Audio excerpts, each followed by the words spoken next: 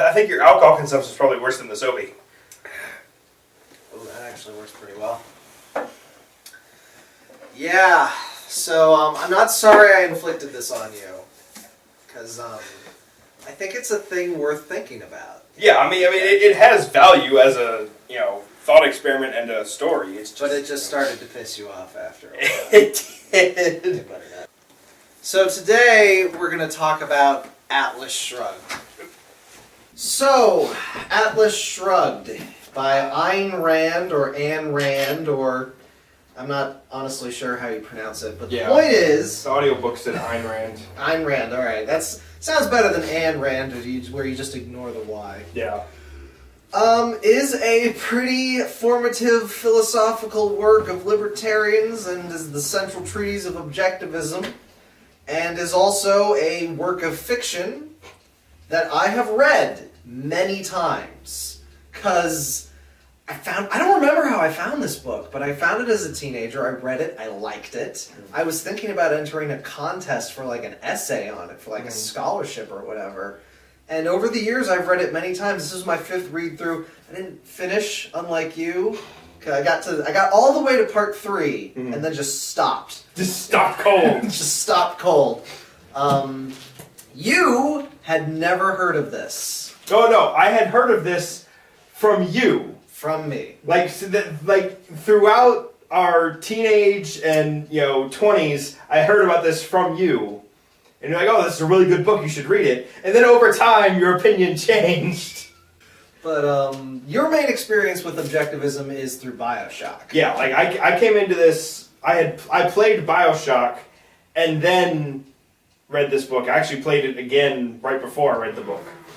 And it's definitely interesting, given that BioShock, the villains are the equivalent of the heroes in the book.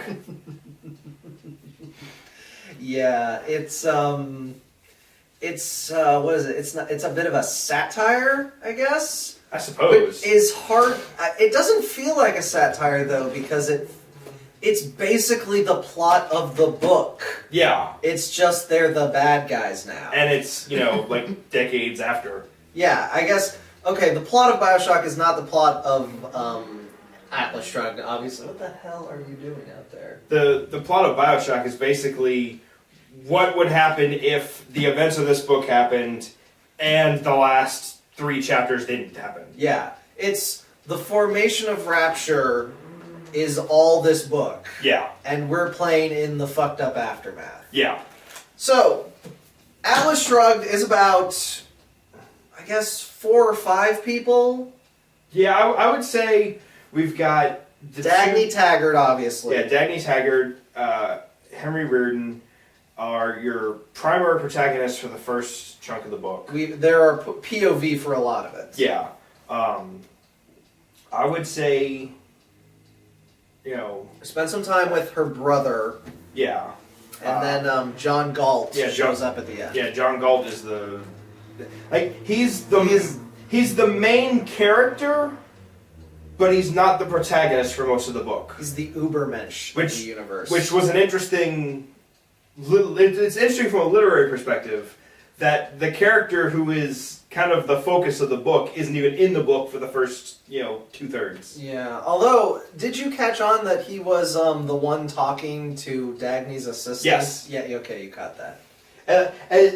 When he's in the book, you just don't know it's him. When Eddie mentioned the scientist guy, and the dude got all, worried and jumped up and ran out, and I'm like, yeah, that's him. Good catch, I didn't catch that. But again, I have this thing where I'm not a predictive reader, watcher, player, anything. Yeah. Unless it's really obvious, I don't see it coming. Whereas I called a lot of this. You call things. So, Atlas Shrugged is about Dagny Taggart and Henry Reardon. Dagny runs the National Railroad system, or it's not the National Railroad, it is a private railroad. I normally wouldn't go out of my way to specify that. But it's kind of important in this book. Kind of important in this book. And she she's the manager of a railroad that is The- like the main railroad. The vice president of operations. Vice president. She's the one who keeps everything running while the higher ups just make money. Yes. And Henry Reardon is a steel manufacturer who has invented a new metal, which I do recall asking my father, what's the legality of making a new metal and patenting it? Mm-hmm. A little sketchy in Yeah. this book, that his ability to just say, I made this metal, no one else can make it. Yeah. Yeah, that's kind of not. You could probably patent a method of making the metal. Yeah, he could patent the furnaces or Yeah. the smelter, like if he has to use a special one. Yeah. But he wouldn't be able to necessarily patent the chemical formula. yeah. I don't even know how you'd enforce that, because it sounded like it was just like an interesting combination of copper and iron, Yeah. which is not a real thing. Yeah, like that's the first part. Like I'm looking at this, I'm like, okay, this is bull, because if it did exist, we'd have found it by now. Yeah. But Reardon Metal, as he so narcissistically names it, is very strong and very lightweight, better than steel in basically every way. Yeah, it's stronger, cheaper, and lighter than steel. Which is part of the reason our bullshit alarms went off. Yeah, it's like, okay, I can give you stronger and lighter with titanium. It ain't cheaper. It ain't cheaper. Not by a long shot. And the metal is a awesome blue green, which is nice. I do. Because I like the visual of that. Yeah, it's okay. Let's just knock the plot out of the way. Henry and Reardon and Dagny are people who want to make a better railroad, and Reardon doesn't necessarily want to make a better railroad, but he's like, I want to use this metal for awesome things. Here, use it for your railroad. Yeah, because nobody else will touch it because it's untested. It's new and untested. It's like, just put like a heavy thing on it, people. It's not hard to test. Yeah. But okay, so they have to keep fighting against like social pressure and like Dagny's board of directors. All this work to make a line to Colorado. Yeah. Because Colorado in this universe is the new center of industry. Yeah. Which also is a little weird. Like, there's a guy who made a new way of getting oil out of shale, which is actually a thing we have now. Yeah.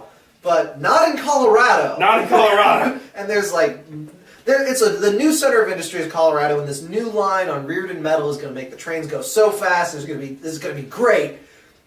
And then the politicians get involved and ruin everything. Yeah, because the whole thing that kicks off everything is that Taggart Transcontinental has a line that goes into Colorado, but it's in disrepair. It's not in great shape. And their competitor is getting all the business because they have stuff in working condition. Yeah. And, Dagny's brother pulls strings in Washington to basically force that guy to shut down. Oh, yeah. And make it so that Taggart Transcontinental is the only line in or out of Colorado. And that really kicks off all the shenanigans. Although, as we find out later, the shenanigans have been bubbling for a long time. Yeah. But, okay, so Reardon and Dagny finish the line and then start a romance, even though Reardon is married miserably. Yeah. That's part one. Yeah, we skimmed over a lot, but because that's part one. This is a long book. Yeah. Okay, so in part two, it's basically just Dagny and Reardon found a broken engine that runs on static electricity in the atmosphere. So basically, they found a motor that would make infinite electricity. Yeah. Or functionally infinite, because it's so cheap to run. Because the static electricity in the atmosphere is mostly due to our molten iron core, if I'm remembering my science right. Yeah, that sounds about right. Which, okay, that's not infinite, but... Close enough. When we run out of that, we're fucked in so many other ways. Yeah. It's like, solar power is not technically infinite, but when we're out of sun, we have other concerns. Yeah. So, they find this engine, and... basically, part two is Dagny and Reardon trying to find... the guy who made the engine. The person who made the engine. The rest of the world is ruining everything because they're like, oh, you can't do this, you can't do this. We'll go into, like, the obscene politics later, but... Yeah. for the purposes of the story, Washington is vastly restricting the ability of businesses to run.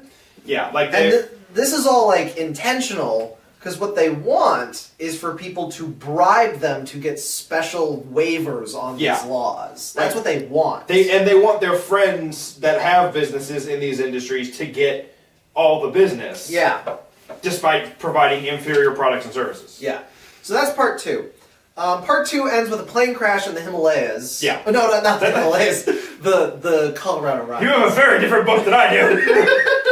They don't leave the United States in this book. In spite of there being a lot of stuff mentioned about other countries. Yeah. There's a lot of other countries mentioned. Go into that later. Hey, Matt. Hey, he's cute. So in the third part, Dagny crashes into this secret society of rich, smart people. Yeah.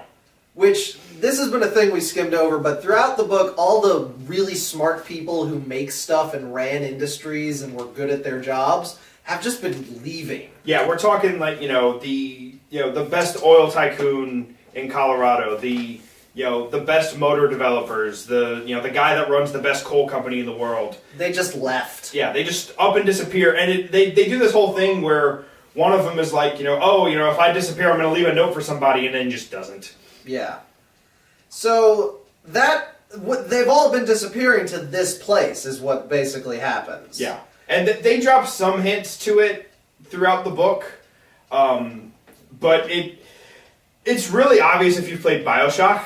Because, again, this secret society of smart people away from the influence of the government is a lot like Rapture. Yeah. Which, now that you understand the reference, Rapture, as a name for that place, is so on the nose. Oh, yeah. I half expected them to say it was called Rapture in the book.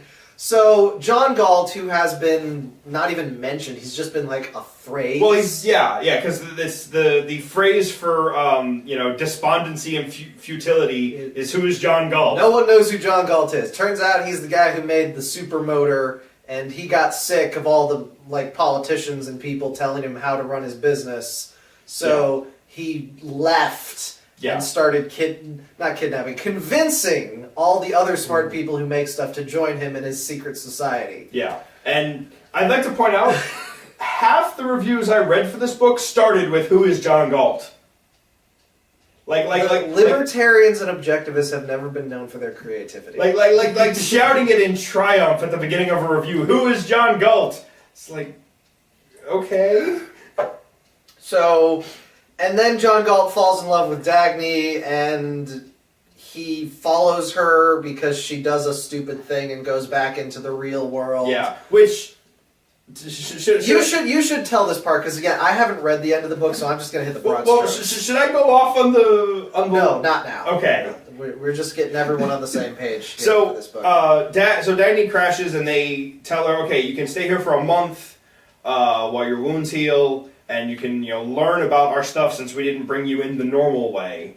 And at the end of the month, they give her the option: do you want to stay here and join us, or go back? And she fix your railroad, which she's very attached to. She decides to go back because she can't give up her railroad. She can't give up Tiger Transcontinental, which, fair enough. So she goes back, and things just keep getting worse and keep getting worse, and eventually, it comes to where the head of state is going to address the nation. He's got this big radio broadcast he's going to do. They advertise it for like 2 months. And they go to get on the air, and the airwaves are dead. Whoops. They're being jammed. And John Galt's voice comes over the radio and proceeds to talk for 3 hours. Oh, God. About basically the philosophy this book has been building to. Yeah, that's the part where the book starts to break down. Now, I did this as an audiobook because I have more time to listen than I do to read. So I actually went through 3 hours of this, unable to cut it down by my normal fast reading ability. And the whole time, I'm thinking all the things we're going to get into when we get into the politics. But basically, he takes 3 hours to state something he could have done in 30 minutes. Yeah. Yeah. And it becomes very clear that the entire book was designed to put this block in. She just had to figure out how to get to it. And then he gets kidnapped by the government while he's trying to do something with Dagny, and then they torture him. And then I just have to say this, because we're not going to get back to this, but this is so fucking on the nose. They put him in a machine designed to torture him with, like, electricity or something. It's not important. And the machine breaks while he's strapped into it. And they can't figure out how to fix it, but he tells them how to fix it. It's so fucking on the nose. And this is after the hours of speechifying, as if we didn't already get it. Yeah. If anything, you could have cut the hours of speechifying and just had that scene. Yeah, and then there's also the bit where, he got captured because Dagny, surprise, surprise, made a bad decision.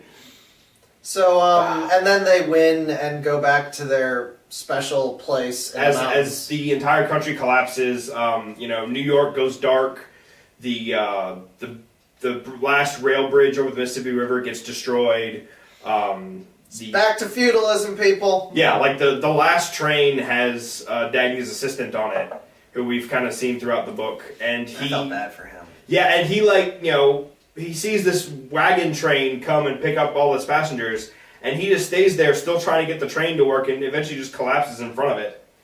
But and the plan of the people going away into the mountains is to eventually come back and rule the world with their skills, with their mad skills, and also, build things and get the country working again. Yeah. But mostly they left so that everything could fall apart, so they could come back and take over. Yeah. Basically a bloodless coup. Yeah. Well, there was a lot of blood, just not on their hands. Technically on their hands, depending on your... Depending on how you view things. Yeah, okay, so that's the plot of the book. It's very long. There's a reason it took 3 movies to make this story. Yeah. Now let's talk about objectivism. Here, let me get the blurb. The blurb? Yes, Ayn Rand's... There's a whole section in the back. Ayn Rand's novelizations and other nonfiction works led to the creation of Objectivism. The Essentials of Objectivism. Which is different from libertarianism only in the details. But they're pretty important details. They are pretty important details. So, Objectivism is basically the statement... I don't want to say it's basically the statement, but the idea in this story about the philosophy is that people who make stuff and accomplish things and are, driven and intelligent and make stuff are better people. Yeah, they're inherently superior because of that drive and motivation and achievement. Now, and I think this is something the book does utterly fail to make a point of, is that good men and women of this type who make stuff and don't just rely on other people to make stuff for them, they don't just have to be titans of industry. Yeah. Like, especially in the first 2 parts of the book, Dagny is always looking for good men to run stuff, to, manage stuff. So you don't need to be a guy who invents a new metal. Well, I think the one way they showed this was the guy that worked for Dagny. Eddie. No, not Eddie. The scientist guy she hired to work on the engine? No. The one that she, in the very beginning of the book, that she wanted to promote and told her no because he was going to join this group. Yeah. He was one that wasn't a titan of industry, but he was one of them. Also, the rail worker that she saw in the first scene we see her in, that was, the musician's prodigy. Or even just the cigarette guy. Yeah. So, I feel like those were small examples, but they weren't heavily emphasized. That's my point. Yeah. It's not that the book ignores the fact that being a person who takes responsibility for their own actions... Yeah. does not require you to be a grand CEO who steers the rudder of humanity. Yeah. Because we need middle managers. That's a thing that needs to exist. Yeah. I honestly, I feel like Eddie could have been one of them. I guess he was too idealistic or something. I think he was left out just for that last scene. Yeah, because this is absolutely the kind of book that bends itself for whatever the author wants to do at the moment. Yeah, like this is WWE the book. So, oh God, just there's so many things to think about, and so many things to rail against. Oh, God, that's okay. Yeah, that's the other thing. Apart from the reality we live in, where libertarians and people who have taken Ayn Rand's writings to heart, even though I think they did it wrong, they say they've taken it to heart, they're kind of messing up stuff in the world and making it worse. Yeah. Even beyond that, this book has problems. Yeah, like... I mean, one of the biggest problems, and one of the things, like, I was basically angry tweeting for most of my time with this book. The characters make bad decisions. Like, Dagny makes colossally bad decisions. She has the correct answer in front of her and makes the exact opposite choice. Twice. And then there's the goddamn love quadrangle. Yeah, that's between Dagny, Reardon, Francisco, John Galt, and Francisco. We haven't mentioned, and Eddie. We'll get to him. And Eddie? And Eddie. So this book that is, so desperate to shoehorn in its philosophy and ideas about humanity, found time to do the ugly girl that everyone secretly has the hots for. Well, part of the issue is that Ayn Rand is not quiet about her views on sexuality. Yeah. And she actually merges them with her philosophy. Yeah. Which gives it more place in the book than you would think. But that doesn't change the fact that a lot of the romance is written because Ayn Rand thought it was hot. Yeah, because, I mean, she had a relationship with Francisco. She had a relationship with Reardon. She had a relationship with Galt. Eddie was, pining for her the entire time. That's 4 dudes.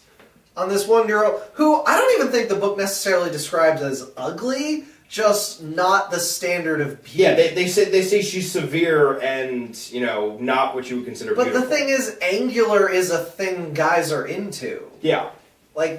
I'm trying to think off the top of my head, the Eurythmics, the front singer for the Eurythmics. Yeah. I mean, it wasn't coming out and saying she was ugly, but it was clearly trying to make the point that this was not someone that men were normally lusting over. And then proceeded to have, 40% of the primary characters lusting after her. Yeah. And they lust after her because, there's a lot to dig into, and I'm honestly, I don't think we're the place you want to go to for the discussion of the objectification and possession and dom submission elements of the romance. Yeah, that's all there. Yeah, but I don't think you really want us to talk about that so much. I'm not an expert. I'm not necessarily an expert either. I'm tangentially aware of all these things, but I do think it is important to point out that Reardon specifically wants to possess Dagny and do filthy things to her, which, as far as we can tell, is just hot banging. Sex. Yeah. He's not tying her up. He's not, dumping mud on her or anything. He's not having other men come in and, make fun of her. Yeah. Or any of the really hardcore shit. He's just aggressively having sex. They banging. And that's what it is. And he feels awful. He feels like he's ruining her. And I'm like, dude, you had hot sex. Not even in terms of, objective... Not even in terms of, oh, that was really hot. No, just, they were hot and sweaty. It was vigorous. It was quite warm. So, what's the dealio? I don't know. I mean, the main thing you get with it is that Dagny, especially with Francisco, is basically a mistress. Yeah. She just waits for her man to show up and have sex with her. I think with Francisco it was a little better than that. It was a little because he wasn't committed to anyone else, but the I guess, pining for a whole year while he comes back for that 1 month. And then they enjoy themselves. Yeah, that's fair. It's mostly that they're just not boyfriend and girlfriend because they don't attach themselves in the traditional way. But at the same time, it's like you two are clearly, like, exclusive. Yeah. Like, you're not out there banging other people. Yeah, as is explicitly stated later in the book. Yeah, as is explicitly stated later in the book. So, the sexual politics of this book are interesting and directly tied into the philosophy. Like, she makes a point of doing that.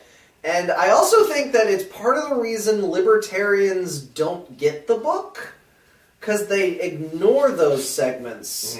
Because, let's just say, Ayn Rand is a woman writing hot, sexy for her porn. Right. People try to not think about that. Yeah, because that's, women taking control of their sexuality and all that, but that's not what this is about! No, but I did want to bring that up, because it's just another layer. It's so oniony, this book. Yeah. I think this does into another one of the points that you made before I read the book, and that I made during reading the book. I was trying not to, color your opinions of the book too much. Well, but the thing is, you brought this up years before I read the book. Okay, so the fact you're already tainted. The fact that the heroes in this book, they have flaws that the writer tends to ignore. Reardon is kind of a jackass. And it's not like his family deserves any better. No, but at the same time, it started as being very cold and very, detached from everything. And I'm like, okay, yeah, there's some legitimate things to look at there. And then his family are fucking scum of the earth. Yeah, they're like...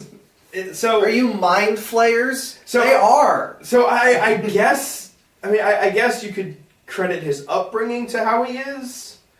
But, at the same time, that's flaws going unnoticed. Dagny's bad decision-making is flaws going unnoticed. And John Galt's decision to, undercut society's industry and therefore doubtlessly killing hundreds of people in hospitals unable to get proper treatment. Yes. Just off the top of my head. And the thing is, if all these guys hadn't disappeared and had actually openly, if this group of wealthy industrialists had... And judges, they had a judge at their... whatever. If they had banded together publicly to fight these governmental programs that were ruining the country, they might have won. They very well might have. Because they had all the means to do it. They had the wealth. They had the leverage. The coal, the oil. They had all this stuff.